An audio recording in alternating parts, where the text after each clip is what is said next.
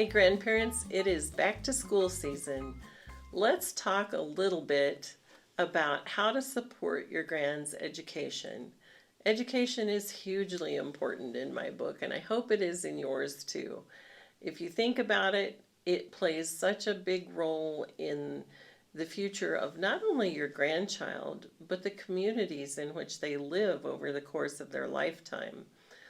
You want them to be an active, healthy, positive contributor to their families, their communities, their state, and their nation. And a part of that is what's between the ears. Who are they? What have they learned? How do they perceive and act on those perceptions in the world? So let's think about a few questions as we think about how we can support our grand's education. First of all, is what role do you play in their education? It may be minimal. You may live a long ways away, and maybe you're an encourager. You talk to them periodically and encourage them in their studies. Maybe once in a while attend a function or not. So your activity is more that of kind of cheerleading and encouraging, but a little bit minimal.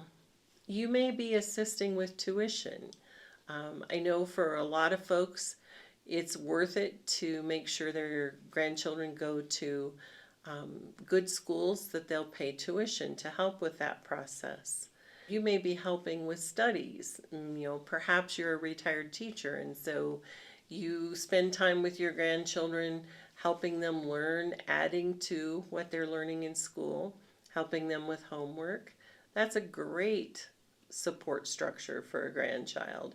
Maybe you do after-school care or field trips. Also, great support.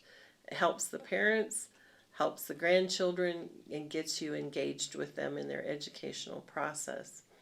And then we do have some grandparents, of course, who are in an actual parental role.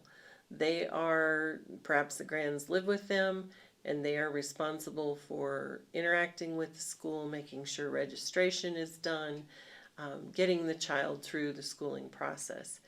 So spend a few minutes, think about where in that range do you fall. Is it where you want to be? Do you want to add to it? Are you doing too much, too little? Think about that and just really define it for the school year and then dive in wholeheartedly. Within the role that you decide you want to take on and the one that's acceptable with your grandchildren's parents, what are the boundaries? What conversations do you need to have with your children? What arrangements do you need to make to be participating, or with the parents or with the schools? The schools oftentimes have opportunities for volunteering, and grandparents are a great resource for that. So define those boundaries with the help of your children, and again, just jump in and participate wherever the family has decided is comfortable. And then what can you coordinate with your children to help with the educational process? And we've touched on a little bit of this, but I just want to put it into 4 quick categories. Time, there's your volunteer time or your field trip time or your help with homework time. Money, that's tuition, school supplies, etc. Your skills, what can you bring to the table to help the grandchildren learn? And as I mentioned, supplies. Think about this. The recession is hitting everyone pretty hard. You're starting to see the real effects of that in communities, and certainly for young families. Typically when we have young children, we're not at our highest earning years, and so those school supplies start getting a little pricey, and maybe you can help out with some of that, provide some of what they need to go back to school, whether it's clothing or backpacks or pencils. Education is just so important for your grandchildren. You want them to have the best opportunity for future success, and much of that will be dependent on the education that they receive when they're young.